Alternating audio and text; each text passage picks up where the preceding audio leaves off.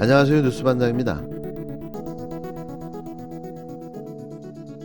말씀 문자만 하시고 올라가지고 뺏으면 제가 저거 질문할 때 답변하지 않고? 예.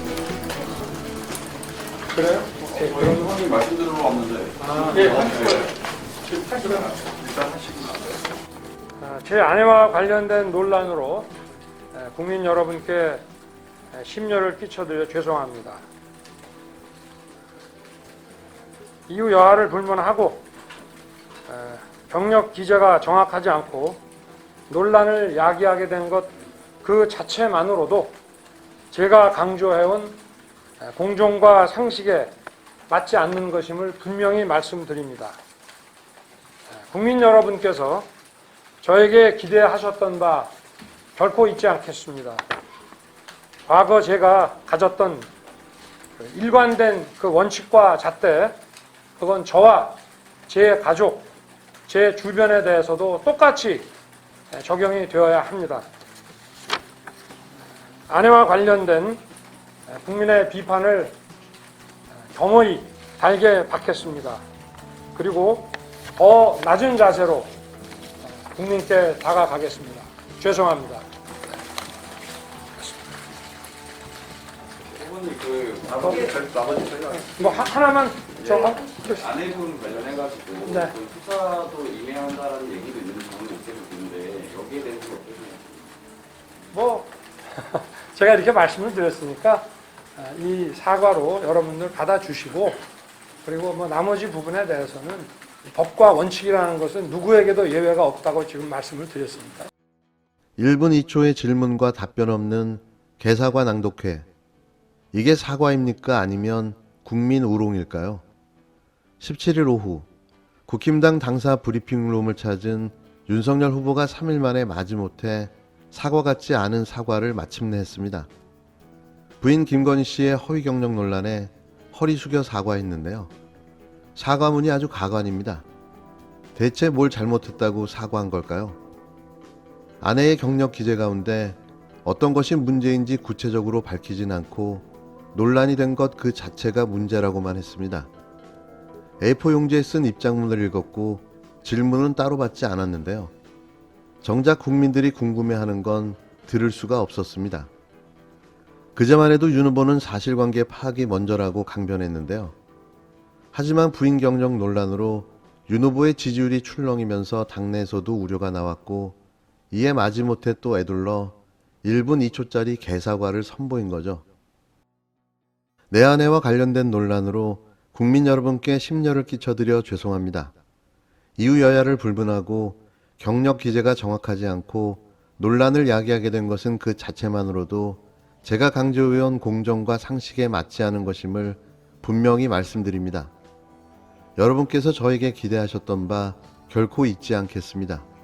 과거 제가 가졌던 일관된 그 원칙과 잣대, 그건 저와 제 가족, 제 주변에 대해서도 똑같이 적용이 되어야 합니다. 아내와 관련된 국민의 비판을 겸허히 달게 받겠습니다. 그리고 더 낮은 자세로 국민께 다가가겠습니다. 죄송합니다. 이게 대체 무슨 사과문일까요? 또 등장한 이유 여야, 논란 야기, 그 자체만으로 달게 받겠다. 주어도 목적어도 묻지도 따지지도 않고 사과인 척한 개사과 낭독회가 1분 2초 만에 끝나버렸습니다. 그 내용이 좀 더 정확하게 밝혀지면 이런 점은 인정한다 하면서 사과를 드려야지. 우리 쪽 악재가 한 하루 이틀 먼저 나왔기 때문에 먼저 선반영된 거고, 당대표로서는 좀 환장하겠습니다. 확인을 해서 한참 뒤에 사과의 말씀을 드리는 것은 국민 정서에 맞지 않다, 이렇게 판단하셨기 때문에 잘못을 인정하지 않은 채 여론과 당내 압력에 굴복해 한 사과였습니다. 윤석열 후보가 김건희 씨의 허위 경력 의혹에 대해 사과했습니다. 이후 여야를 불문하고 논란을 일으킨 것이 자신이 말한 공정과 상식에 맞지 않다고 했는데요. 안주머니 속에서 꺼내온 A4 용지 속 입장문을 읽어내려가는 방식이었고, 기자들의 질문은 받지 않았습니다. 어떤 의혹을 인정하는지 또는 인정하지 않는지는 말하지 않았는데요. 그냥 지지율 급락에 마지못해 한 사과, 그 이상도 그 이하도 아니었는데요. 국민을 개나 돼지로 보지 않고는 이렇게는 못할 겁니다. 17일 MBC 라디오 김종배의 시선집중에 출연한 더불어민주당 선거대책위원회 온라인 소통단장을 맡은 김남국 의원의 폭로가 있었습니다. 택시기사 한 분의 공익 제보가 있었고 그 제보에 따르면 윤석열 캠프의 관계자로 보이는 인물이 윤석열 후보가 김건희에 대한 사과를 오늘 하고 이재명 후보 아들 문제를 터뜨려서 김건희 사건을 충분히 덮고 한 방에 보내버릴 수 있다라는 내용의 통화를 했다는 건데요. 이재명 후보 아들의 각종 의혹을 김건희 의혹을 덮기 위해 터뜨렸다는 내용이었습니다. 오히려 저는 저희가 제보받은 게 있는데요. 이 김건희 씨 의혹을 덮기 위해서 저희 후보자의 아들 문제를 갑자기 터뜨렸다라고 생각이 듭니다. 열린공감 TV로 제보가 들어왔다라고 하는데요. 예. 택시 기사님이 강남에서 손님을 한 명 태웠는데 그 손님이 윤석열 후보 캠프의 사람이었던 것으로 그렇게 이야기를 하더라고요. 그러면서 사과를 오늘 하고 그리고 아들 문제를 터뜨려갖고 이 사건을 충분히 덮고 한 방에 보내버릴 수 있다라는 취지의 전화통화를 했다라고 하면서 열린공감 TV에 제보를 했다라고 합니다. 택시기사님께서 그러한 취지의 내용을 제보를 했다라고 하고 있고요. 예. 어쨌든 그 터진 시기나 이런 것들이 예. 김건희 씨의 또 이런 어떤 사건이 일파만파 터지다 보니까 이걸 황급히 막기 위해서 또 한 거 아닌가. 오히려 저희가 거꾸로 사과하는 대신에 다른 사건, 여당의 후보의 어떤 새로운 의혹으로 이걸 덮으려고 했던 의도가 야당에게 있었던 것 아닌가. 그런데 이 일은 실제로 벌어졌고 이재명 후보 아들 의혹이 터진 시기가 공교롭게도 김건희 씨 사건이 일파만파 확산되고 있었던 시점이었는데요. 그런 일은 실제로 벌어졌고 이재명 후보 아들 의혹이 터진 시기가 공교롭게도 김건희 씨 사건이 일파만파 확산되고 있었던 시점이었는데요. 국힘당의 정치 공작이 아니었냐고 의심되는 상황이었습니다. 그런데 그게 사실로 확인됐는데요. 사과하는 대신 다른 사건, 여당 후보의 새로운 의혹으로 이걸 덮으려고 했던 의도가 적나라하게 드러나고 말았습니다. 그 택시기사가 제보한 곳은 바로 탐사보도 유튜브 채널 열린공감TV였는데요. 열린공감TV는 17일 저녁 긴급 방송을 편성해 특종 윤석열 캠프 정치공작 배후 잡았다 방송편을 통해 사건의 전말을 폭로했습니다. 그 내용이 실로 충격적인데요.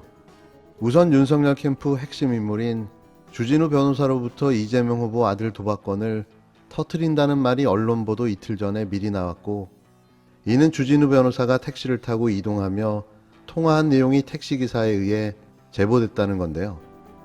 미리 정보를 수집하고 가지고 있다가 터뜨린 거죠.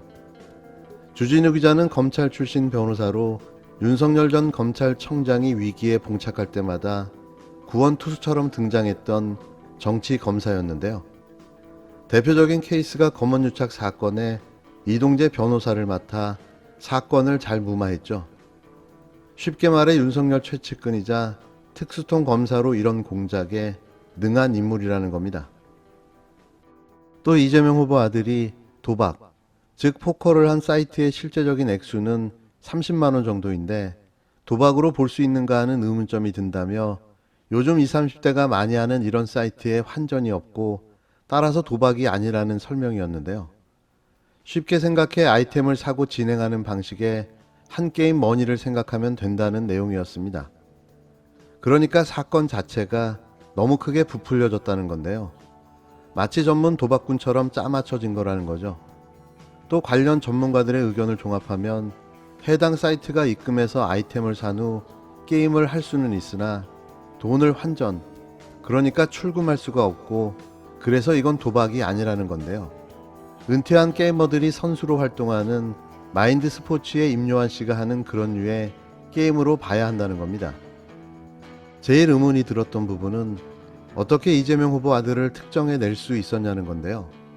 그 사이트에서는 닉네임만 공개되는데 윤석열 캠프에서 어떻게 이재명 후보 아들인 걸 알 수 있었냐는 거죠.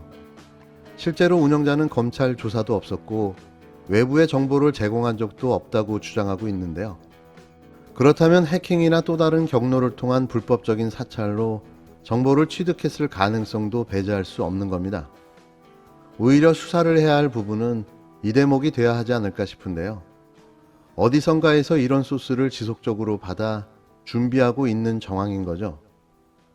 마지막으로 열린공감TV는 이재명 후보 가족에 대한 정치 공작이 여러 개 준비 중인 걸로 내다봤는데요. 자세한 내용은 17일자 방송을 보셨으면 합니다. 진보 진영에도 이렇게 뛰어난 탐사보도 매체가 있다는 게 무척 다행스러운데요. 끝까지 방심해서는 안 될 것 같습니다. 현재 판세는 이재명 후보 쪽으로 기울어지고 있는데요. 그건 너무나도 당연한 이유인 거죠. 수준 미달, 함량 미달, 자격 미달, 이런 자가 엄감생심 무슨 대통령입니까? 다만 이런 식의 정치 공작이 계속 이어지면 소소한 타격은 불가피할 텐데요.